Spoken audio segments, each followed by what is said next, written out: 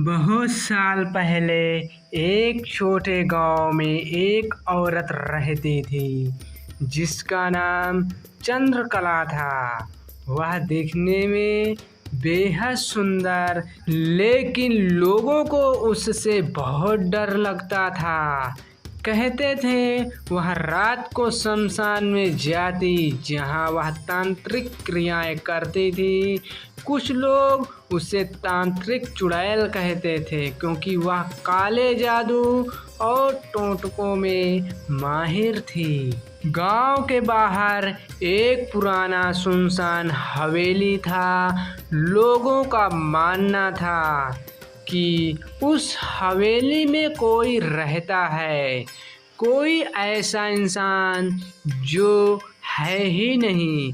हर अमावस की रात को वहाँ से अजीब सी आवाज़ें आती, मंत्रों का उच्चारण, चीखें और कभी-कभी हंसी जो खून जमा दे। एक बार एक गांव का साहसी युवक राजन ने यह तय किया कि वह उस हवेली का रहस्य जानकर ही रहेगा। अमावस की रात वह चुपचाप हवेली की ओर बढ़ा।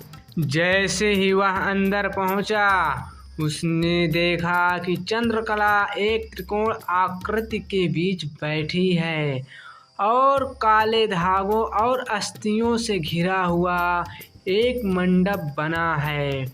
वह किसी प्राचीन भाषा में मंत्र पढ़ रही थी और उसके सामने एक कौवा और एक नींबू रखा हुआ था। राजन घबरा गया और भागने की कोशिश की, लेकिन तभी चंद्रकला की नज़र उस पर पड़ गई। उसकी आंखें लाल हो गई और वह हवा में उड़ने लगी।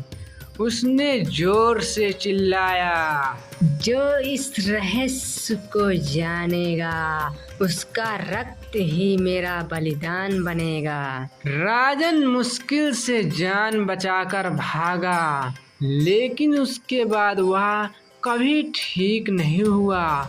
वह पागल हो गया और बार बार यही बड़बड़ा रहा था, वो हवेली है, वो आंखें, वो तांत्रिक चुड़ैल। गांव वालों ने हवेली को श्रापित घोषित कर दिया। आज भी कहते हैं अमावस की रात वहां चंद्रकला की आत्मा तांत्रिक क्रियाएं करती है। कोई उस हवेली के पास नहीं जाता। इस कहानी से हमें यह सीख मिलती है कि अंधविश्वास और काले जादू की दुनिया बहुत खतरनाक होती है।